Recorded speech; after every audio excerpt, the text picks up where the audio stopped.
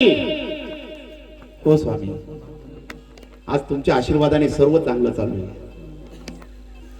पण पांड्या, चोऱ्या लावाड्या कमी कर, बक्षील आम्ही आहोत. जेव्हा रट्टे तुझ्या पाठीशी लागतील तेव्हा तू ठिकाण्यावर येशील. नाही स्वामी, असं काहीच करणार नाही स्वामी. आणि महाराज ज्यावेळेस असे शब्द बोलत असे भक्तांवर, त्याच्या मागे काही ना काही लीला असायची. कारण की हा लीला पाहण्यासाठी सोळप्पा महाराज, बाळप्पा महाराज जवळच उभे असायचे. जे जे स्वामींचे भक्त झाले ते सर्व ह्या लीला बघत असे. गोपाळराव केळकरांनी तर स्वामींवर बखर लिहून टाकले की स्वामींजवळ राहिले, स्वामींनी त्यांच्यावर आज्ञा केली, गोपाळ तू माझी सेवा कर आणि ह्या लीलांचं वर्णन तुझ्या बखर मध्ये कर, म्हणजे येणाऱ्या भक्तांना या बखर मध्ये ह्या लीला समजतील. म्हणून गोपाळराव केळकर कायम स्वामींजवळ बसले असायचे. आणि वामन बुवा बडोद्याहून आले ते स्वामींवर गुरु लीला अमृत लिहिण्यासाठी. जर स्वामींच्या लीला लिहिल्या असतात तर ग्रंथ कमी पडले असते, असं त्या गुरु लीला अमृत मध्ये सांगितलं जातं. एवढ्या लीला स्वामींनी केलेल्या आहे. पांडू सोनाराला जेव्हा स्वामी महाराज बोलले, पांडू लबाड्या करू नकोस नाही तर फटके खायचे. बाळप्पा महाराज स्वामी जवळ आले, महाराज आज पांडूला तुम्ही असे का बोलले? तुम्ही आनंदित होता, तो आनंदित होता. बाळ्या, आमच्या लीला तुला कळणार नाही. आम्ही ज्या लीला करणार आहोत ह्या पांड्याला लवकरच फटके बसणार. आणि स्वामी खदा खदा खदा हसू लागले. हा मेंदर्गी गावाजवळ राहत असे आणि तिथं त्याचं सोनाराचं दुकान असते. आणि याला कर्ज झालं म्हणून काय करावं सुचत नव्हतं.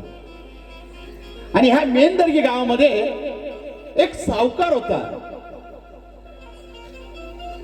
त्याची परिस्थिती फार चांगली होती. त्याच्या मुलीचं लग्न ठरलं आणि मुलीच्या लग्नामध्ये दागिने बनवायचे. तर पांडू सारखा कोणीही दागिने बनवू शकणार नाही. म्हणून पांडू सोनाराला त्यांनी सांगितलं की माझ्या मुलीसाठी दागिने तू बनव. दागिन्यासाठी रक्कम देण्यात आली आणि दागिने बनवायचं काम या पांडू सोनाराने घेतलं. सावकाराने आपल्या मुलीच्या लग्नाची तयारी सुरू केली. आता लग्न थाटामाटात होणार, कारण की सावकाराच्या मुलीचं लग्न. गावात सर्वांना उत्सुकता. आज पंचपक्वान्न आपल्या गावामध्ये जेवायला मिळणार, कारण की सावकाराच्या मुलीचं लग्न. आणि पांडू सोनाराने सर्व दागिने बनवले आणि सावकाराला दिले. लग्न थाटामाटात झालं. सर्व गाव आनंदित होत. प्रत्येकाच्या मनामध्ये होतं सावकाराने एवढं मस्त लग्न केलं, जेवण छान होतं. एक जेवणावरून विषय निघाला म्हणून बोलतो मी, कारण की हा विषय फार महत्वाचा आहे. एक बाप असतो, त्याच्या घरी जर मुलगी असली ना तर त्या बापाच्या मनात एक इच्छा असते, मुलीचं शिक्षण आणि मुलीचं लग्न. दुसरं त्याच्या मनात कधी विचार नसतो. तो बाप आहे आयुष्यभर एकच गोष्ट कमवत असतो त्या मुलीसाठी, की माझ्या मुलीला शिक्षणात कधीच काही पैसा कमी पडायला नको म्हणून आयुष्यभर तो कष्ट करत असतो. आणि आयुष्यामध्ये माझ्या मुलीचं लग्न मी असं करणार की लोक पाहत राहतील, म्हणून त्या मुलीच्या लग्नामध्ये काही कमी पडायला नको म्हणून तो बाप रात्रंदिवसभर कष्ट करत असतो आणि त्या लग्नासाठी तयारी करत असतो. आणि आईपेक्षा सर्वात जास्त जीव कोणाचा असेल तर तो बापाचा मुलीवर असतो, हे लक्षात घ्या कधी. कारण की मुलीचं लग्न ठरताना सर्वांना घरामध्ये आनंद झालेला असतो, पण सर्वात जड अंतकरण कोणाचं असतं तर ते बापाचा असतो. तो कधीच कोणाला दाखवत नसतो. तो मुलीच्या लग्नाची तयारी करत असतो, गाव गाव पत्रिका वाटत असतो आणि मुलीची आई रडून मोकळी होती, माझी मुलगी सासरी जाणार. घडी घडी रडत राहते आणि मुलीकडे पाहत राहते. मुलीच्या आईची अवस्था असते, पण बाप त्याची अवस्था कधीच दाखवत नसतो. आणि लग्न थाटामाटात होतं आणि लग्न थाटामाटात झाल्यानंतर सर्व मुलीला भेटतात. मुलीची जाण्याची घटका जवळ येते आणि ज्यावेळेस मुलगी जाण्याची घटका येते ना, शेवटला ती काय विचारते, बाबा कुठे? आणि तो बाबा सगळ्या पाहुण्यांची व्यवस्था करत करत सर्वांपुढे नमस्कार करत करत त्या मुलीकडे बघतो. आणि जेव्हा ती मुलगी बापाकडे बघते, बाबा, आणि त्या बापाचा उंबरडा फुटतो, तो मुलीला जवळ घेतो, तेव्हा तो रडू लागतो.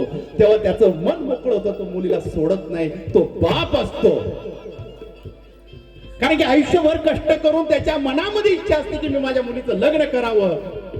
आणि त्याच्यामध्ये काही पाहुणे येतात, लग्नामध्ये जेवण करतात. त्या बापाचे कष्ट नाही दिसत, तिथं भाजींना नावं ठेवत असतात. त्या भाजीमध्ये मीठ कमी आहे, हे स्वयंपाक काय असा केलेला आहे, हे काय असं केलेलं आहे.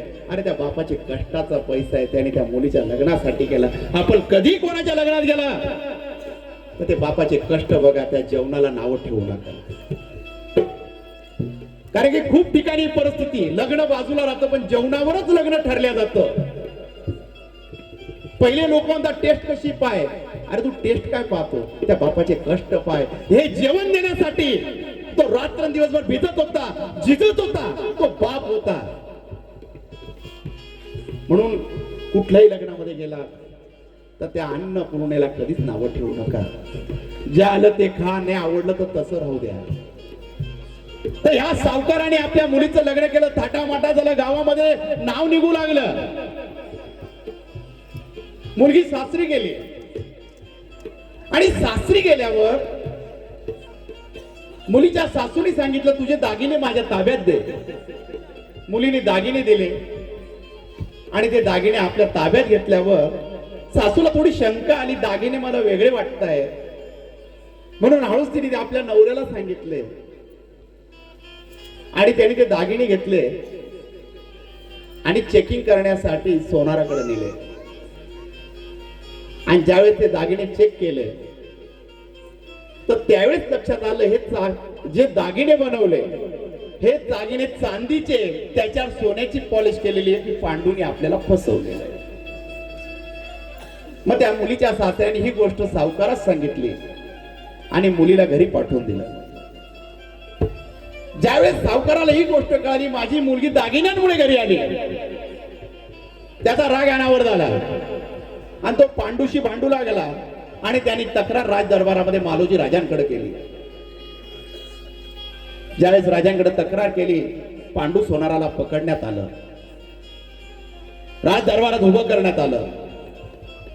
राज दरबार भरलेला आहे, पांडू सोनार चोऱ्यासारखा उभा आहे. आणि ही गोष्ट पांडू सोनारच्या पत्नीला समजली की आपल्या पतीला चोरीच्या आरोपामध्ये पकडण्यात आलेलं आहे. हा पांडू सोनार पस्तावलेला होता, डोळे भरून आलेले होते आणि स्वामींचं स्मरण करत होता. स्वामी, तुम्ही सांगितलेली घटना आज घडलेली आहे, जे तुम्ही बोलले ते आज माझ्या आयुष्यात घडणार आहे. त्याचा पश्चाताप त्याला होत होता आणि जो पश्चाताप त्याला होत होता त्यामध्ये राजांनी सांगितलं याला 100 कोडे याच्या पाठीवर मारण्यात यावे अशी शिक्षा त्याला देण्यात आली. आता चापकाचे जे कोडे 100 कोडे जर अंगावर पडले तर माणूस जिवंतच राहणार नाही. पांडू सोनार घाबरला आणि ते बी 100 कोडे देण्यात यावे, ते बी भर चौकामध्ये मारायचे. हे शब्द ऐकल्यावर पांडू घाबरू लागला, अंगाचं थरथर होऊ लागलं. त्या ठिकाणी स्वामींचा धावा करू लागला. चौकामध्ये सर्व लोक गोळा झाले आणि पांडू सोनारला मध्यभागी एका खांबाला बांधण्यात आलं. आणि पांडू सोनाराला ज्यावेळेस बांधण्यात आलं त्याच्या पत्नीला ही गोष्ट समजली आणि ही गोष्ट समजल्यानंतर ती स्वामींकडे धाव घेऊ लागली. स्वामी महाराज वटवृक्षाच्या छायेमध्ये बसलेले होते. आणि बसलेले असताना ही स्वामींना सांगते, महाराज माझ्या पतीकडून चुकी झाली स्वामी, माझ्या पतीला क्षमा करा. महाराज म्हणताय, बाई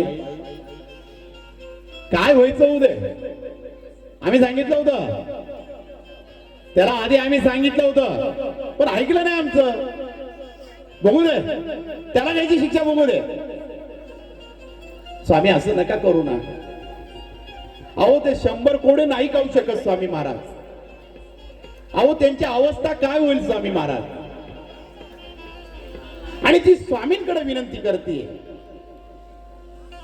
आणि ज्यावेळेस स्वामींकडे विनंती करत असताना महाराज हसत होते. हिला राग आला, स्वामींपासून निघाली आणि त्या चौकामध्ये येऊन राहिली आणि आपला पती तिथं बांधलेला आहे, सर्व समाज तिथं गोळा झालेला आहे आणि याला खांबाला बांधलेला असताना आपल्या पत्नीला पाहून त्याला अजून दुःख झालं की आज माझी पत्नी, माझे पोरं माझ्या समोर उभे आणि त्यांच्या समोर मला कोडे मारणार. आणि जो कोडे मारणारा माणूस होता तो हातामध्ये चाबूक घेऊन, त्यांना शांत करा फक्त 2 मिनिट, चाबूक घेऊन पांडूच्या अंगावर उगारू लागला आणि पत्नी बघू लागली. माझ्या पतीची अवस्था, ती जवळ गेली, नका मारू माझ्या पतीला, एवढी वाईट अवस्था माझ्या पतीची करू नका, ती विनंती करत होती. आणि पांडू रडत होता आणि स्वामींचा धावा करत होता. आणि त्या शिपायाने पहिला चाबूक उगारला आणि आपल्या पत्नीने 2 मुलांचे डोळे झाकून घेतले पदरामध्ये. आणि त्यावेळेस पांडू सोनार जोरात आरडला, स्वामी. आणि ज्यावेळेस स्वामी हे शब्द त्याच्या मुखातून निघाले आणि माझे ब्रह्मांड नायक त्या वटवृक्षाच्या छायेमध्ये असे शांत झाले. आणि महाराज हळूच म्हणता, अरे पांडू कोडे खातोस. महाराज इतके शांत झाले. महाराजांना त्या पांडूची दया येऊ लागली. महाराजांच्या डोळ्यांमध्ये पासरू येऊ लागले. आणि ज्यावेळेस स्वामींच्या डोळ्यामध्ये अश्रू आले आणि दुसरे कोडे मारणार, पांडू मध्ये आता जीवच नाही राहिला. पहिल्या चापकामध्ये जीव चालला त्याचा. समोर पत्नी उभी, मुलं रडताय, बाबा. आणि पत्नी आपल्या मुलांना दाखवती, नका बघू रे बाबांकडं, बाबांना कोणीतरी मारतय. त्यावेळी तिने अकांत मांडला, स्वामी तुम्ही आमच्या बरोबर आहात, प्रत्येक वेळेस सांगतात घेऊ नकास, मी तुझ्या पाठीशी. आज तुम्ही कुठे गेलात स्वामी? आज संकट काळी मला तुमची गरज होती, ब्रह्मांड नाही का? तुम्ही कुठे आहात स्वामी? तिचा राग अनावर झाला. ज्यावेळेस गुरुवर प्रेम असतं ना, तर माणूस हक्काने भांडतो त्या गुरुशी. गुरुला आवाज हक्काने देत असत. कारण की स्वामींना बाप मानलेलं होतं आणि तिला माहित होतं की माझा बाप लेकीला कधीच दुःख देऊ शकत नाही. म्हणून ती तिथून निघाली आणि वटवृक्षाच्या छायेजवळ येऊन लागले, रडू लागले. माझा ब्रह्मांड नायक त्या ठिकाणी बसलेला आहे. डोळे ओले चिंब झालेले स्वामींचे. पांडूची बायको स्वामींच्या चरणांजवळ बसलेली आहे. स्वामींना विनंती करते, स्वामी माझ्या नवऱ्याला वाचवा ना, स्वामी माझ्या नवऱ्याला वाचवा ना. स्वामी काही क्षणभर बोलत नाहीये, पण तिच्या मनातील वाटेल ते स्वामींना बोलते. आणि ज्यावेळेस ती काही शब्द बोलत होती, त्या क्षणामध्ये स्वामी मला स्तब्ध होते. आणि ज्या ठिकाणी पांडूला बांधलेलं होतं, एक अदृश्य शक्ती त्या ठिकाणी निर्माण झाली. आणि जी शक्ती निर्माण झाली ती माझ्या ब्रह्मांड नायकाची शक्ती होती. ज्या शिपायाने चाबूक उगारले होते, ते चाबूक हवेमध्ये उडू लागला. आणि माझा ब्रह्मांड नायक कटेवर हात ठेवून, एक हात उंच करून अरे कोण आहे रामकोर? माझ्या भक्ताला कोडे मारतोय. माझ्या ब्रह्मांड नायकाचा आवाज त्या ठिकाणी घुमू लागला.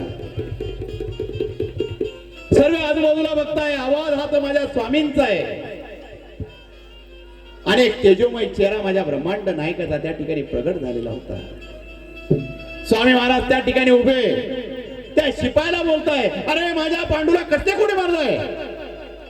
महाराज, याने सावकाराला फसवलेलं आहे. जे सोनं दिलेलं आहे ते चांदीला पॉलिश करून दिलेलं आहे. कोण सांगता? सावकार सांगतो. सावकार त्या ठिकाणी ते सर्व दागिने घेऊन स्वामींसमोर आला. स्वामी हे बघा, खोटा बोलतोस, आमचा पांडू असं करणार नाही.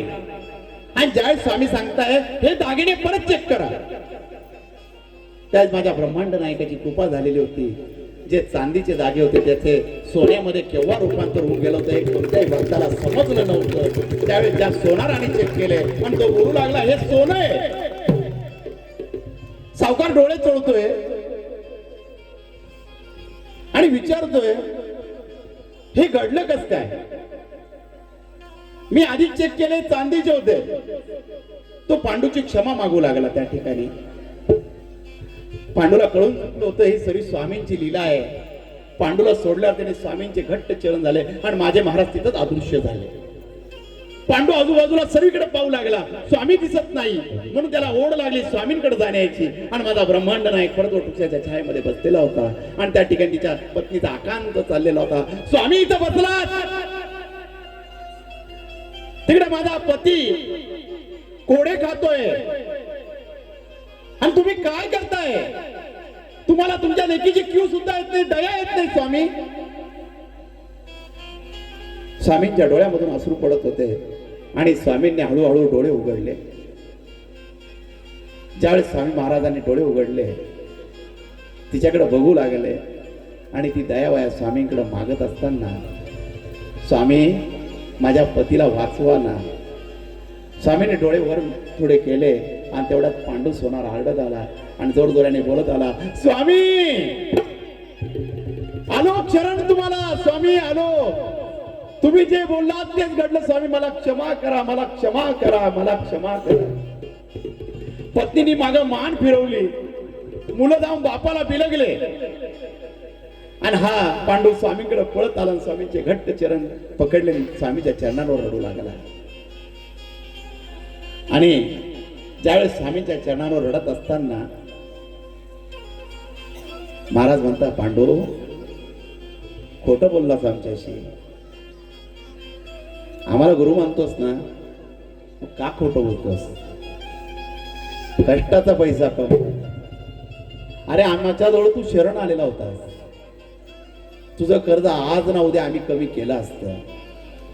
तुझ्यावर येणारे संकट आम्ही कमी करणार होतो. प्रत्येक संकटातून आम्ही तुला मुक्त करणार होतो. तू का असं केलंस?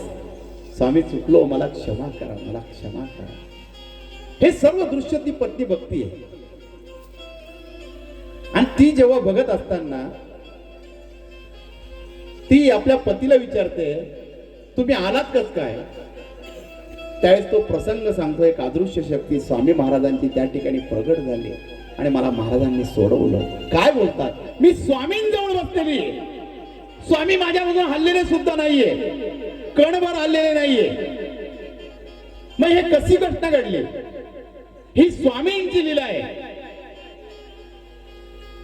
आणि दोघं स्वामींकडे बघताय. महाराज हसताय त्या ठिकाणी. बाप मानतेस ना आम्हाला, मग आम्ही आमच्या लेकीच्या डोळ्यामध्ये आसू कसे येऊ देणार? तू कसला विचार करतेस? ज्यावेळेस स्वामी महाराजांच्या मुखातून हे शब्द येऊ लागले,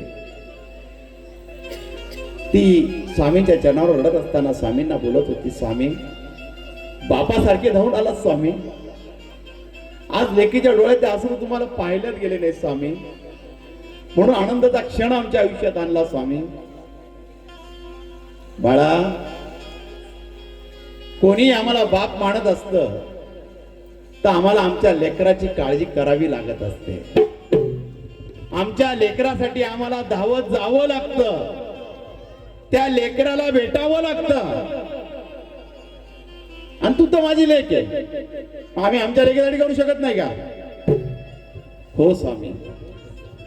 आणि त्यावेळेस या पांडू सोनाराला महाराजांनी आशीर्वाद दिला, यापुढे तुला आयुष्यात कधीच काही कमी पडणार नाही, की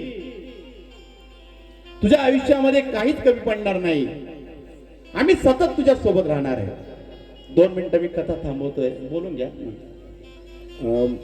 आदरणीय आद्य शंकराचार्य यांना पुढे एक कार्यक्रम असल्याने त्या 2 मिनिटं फक्त आशीर्वाद देतील आणि आपलं आपण स्तवन पुन्हा एकदा सुरू करू. आशीर्वाद परतेंचा आपण सन्मान करूया आणि आपल्या स्तवनाला पुन्हा एकदा सुरू करूया.